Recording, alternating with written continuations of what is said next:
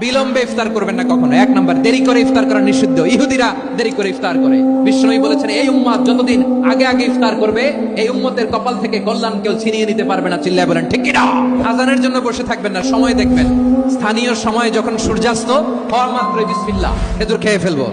2 number, রমাদানের পবিত্রতা বজায় রাখবো। কোন তর্ক বিতর্ক অশ্লীলতায় আমরা জড়াবো না, ঝগড়া করবো না, সরাসরিও না, ফেসবুকেও না। তালি দিলে বলবেন ইন্নী ইমরুউন সায়েম, আমি রোজাদার।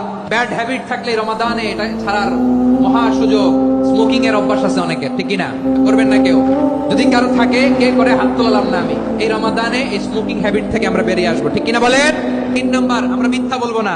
বিশ্বনবী বলেন, মান লাম ইয়াদা কাওলা যুরি ওয়াল আমালা বিহি ফালাইসা লিল্লাহি হাজাতুন ফি আইয়াদা তাআমাহু ওয়া শারাবা। যে রমজানে মিথ্যা কথা, মিথ্যা কাজ, মিথ্যা সাক্ষী ছাড়তে পারে নাই, তার না খেয়ে থাকা, উপবাস থাকা দিয়ে আল্লাহর কিছু যায় আসে না।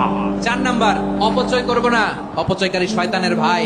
আচ্ছা, যে শয়তানের ভাই ও নিজেও আরেকটা কি? শয়তান। যে শয়তানের ভাই ও নিজেও আরেকটা কি?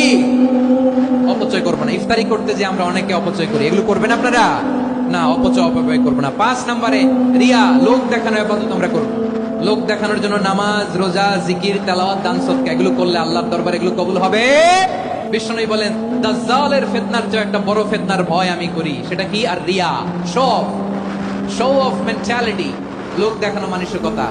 এটা থেকে আমরা বিরত থাকবো ইনশাআল্লাহ। 6 নাম্বার, অনেক গুরুত্বপূর্ণ, ব্যবসায়ী ভাইয়েরা অনেক